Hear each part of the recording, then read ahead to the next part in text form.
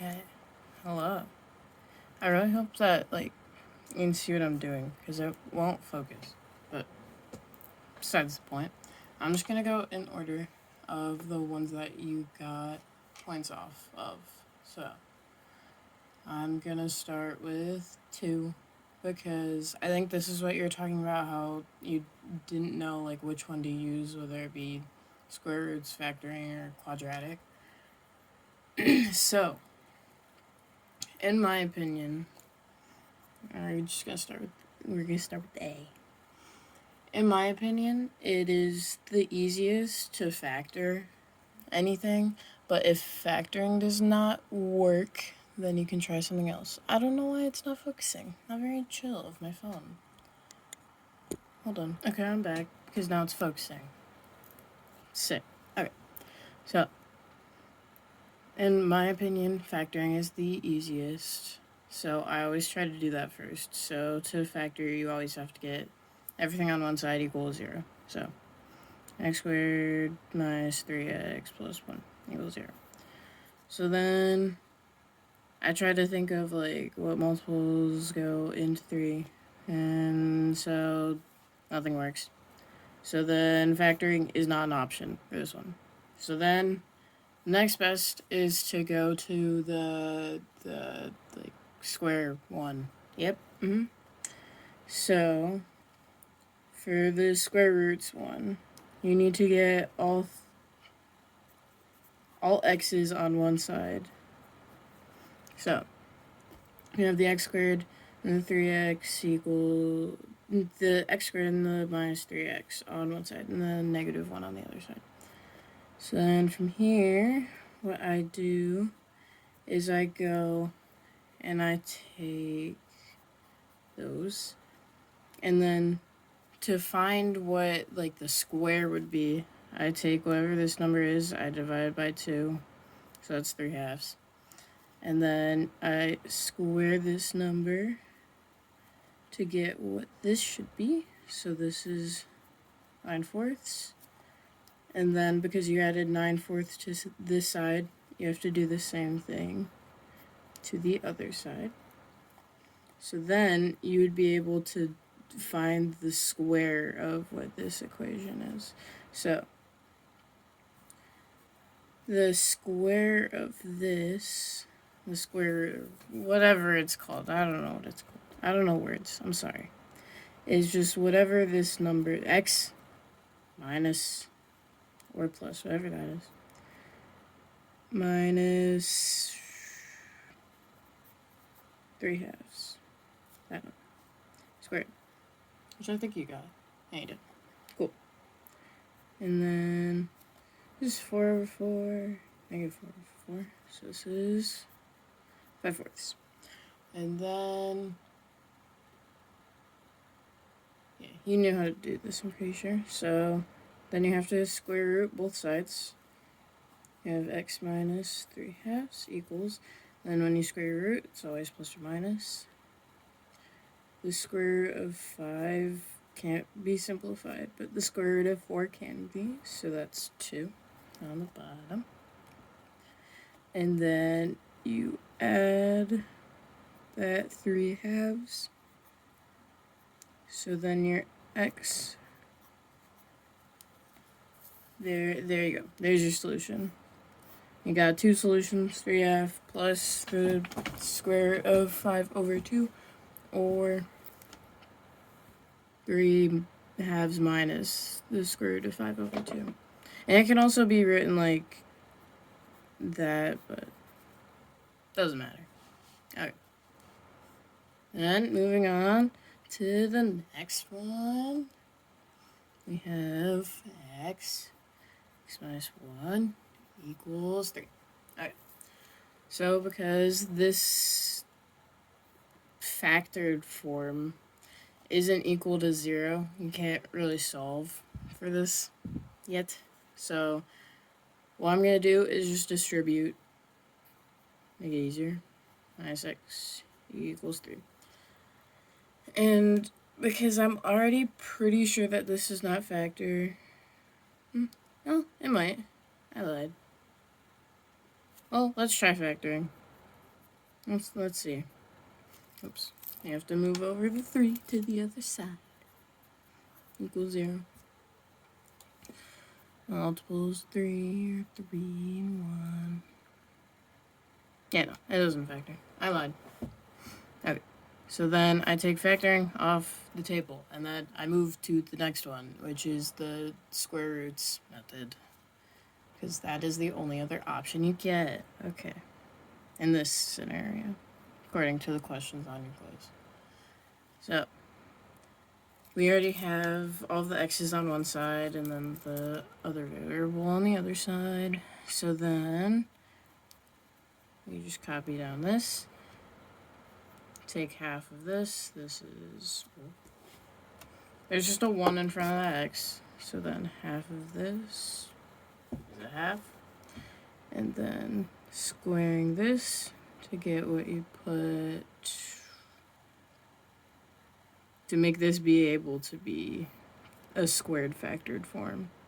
So you have 1/4 equals 3, and then you have to add that to the other side as well. Because that's how equations work. You have to add it on both sides. So then, to factor it, I have x minus, because this is a minus, x minus 1/2 squared equals, this is 12/4. So we have 13/4. Then you got a square root to solve. So x minus half equals, it's always plus or minus. Square root of 13 can't be simplified. And then the square root of 4 can be, which is 2. And you have x equals, adding the half to the other side, half plus or minus square root of 13 over 2. So there is your solution for the next one. Gives you 2 different solutions. So, I hope that makes sense. I'm going to do the last one. My method of doing these is pretty much the same every time. It's just trying to see if it can factor, like trying to get it into a form that's recognizable to be able to factor. If not, getting just like all the x's on one side, like for this and for this, and then whatever other value on the other side of the equal sign, and then doing the square roots. But if those numbers get too ugly, so like let's say you had 132 over 27 and you don't want to like square root that, then you can just take whatever fact like this equation is equal to 0 and use the quadratic formula. But personally, I don't really like using the quadratic formula because it's yucky and I don't like it. That's fully possible.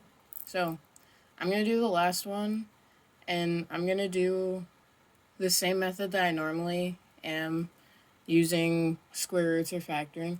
But I'm also going to do this one using quadratic formula, just to make sure that like you have an example of that you can use it with. There. If that makes sense. Hopefully it does. Okay, so we have 2x squared minus 2x equals 5. Also, my nails aren't terribly long this time, so you can't comment on it. I mean, you still can. Okay. So, we have this yucky thing. So, personally, I like keeping the x squared without a number in front of it. So, because it's already factored out, I'm just going to divide by 2 on both sides. That's just personal preference, because I think it's easier to do square root thing like that. But I am also going to make sure that it doesn't factor. Most of the time with fractions, it doesn't, so. Okay. So I divide by 2 on both sides. My guess is that it doesn't factor. So I'm just going to write that other equation over here. x squared minus 2x plus 5 halves. Pretty sure that doesn't factor.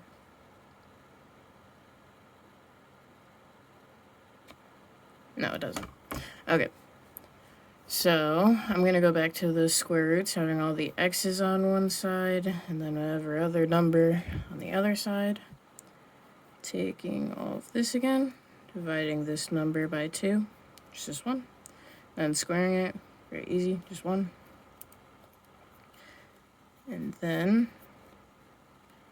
what you do on one side, do the other. So add 1. Then you can do the square root. So you take this number, minus 1. I took that sign. Squared. Equals 2 over 2. 7 halves. Cool. Lovely. Yeah. Wonderful. Lovely. Okay. So then we're going to square root both sides. We have x minus 1 equals, always plus or minus, like always. Square root of 7 can't be simplified. Square root of 2 can't be simplified either. My guess is that he probably wants you to rationalize. Probably. I'll do that in a second. Alright. So then we add 1 to both sides. Plus or minus square root of 7 over square root of 2. So I don't know if Carol requires you to rationalize or not. I'm gonna do it anyway. I don't have to rationalize in my math class, so I don't know which classes you do at this point. So to rationalize, multiply by this equal to 1. Square root of 2 over square root of 2. Which would make this x equals 1 plus or minus square root. You can multiply the two numbers inside of the square root because you're multiplying. 14 by 2. So then that is your final answer for that. But now I'm going to quickly do it with quadratics, just so that you can see it, just in case you had questions on it. So, okay, we have x squared minus 2x plus 5 halves equals 0. It always has to be equal to 0 if you're doing quadratic formula. So then you have your whole negative b plus or minus square root of b squared minus 4ac over 2a. Wonderful. I hate quadratic formula. It sucks. That's why don't we use it. So when I do it with the quadratic formula, it should be the same answer. So if it's not, I messed up. 2 plus or minus 4 minus 4 times 1 times 5 halves over 2.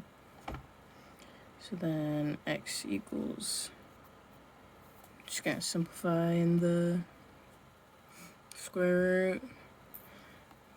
This is 4 minus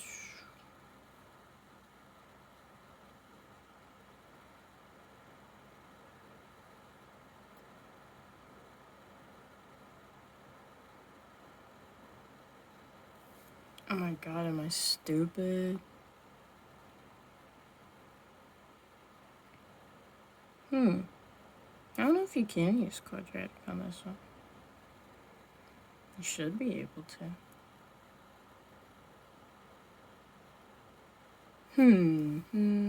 Hold on, give me 1 second. I figured out what I did wrong. I subtracted this on both sides. I was supposed to. So then this turns positive. So then this is 14 over 2. Which is wonderful, because then you can go and you can split it into these two fractions, just like this. And have it be 1 plus or minus 14 over 2. It's a little way to check if you want to check your answer like that, so you know that you got it. Hopefully that was enough demonstration for factoring in square roots. Hopefully. I think. Hopefully. Okay. Okay. I'm gonna split this up into another video because that took a really long time. And my timer says 15 minutes. So, if you have any more questions on like when to use factoring, when to use square roots, ask me. And I'll explain it more. Probably over text instead of another video. But if you need another video, I can do that.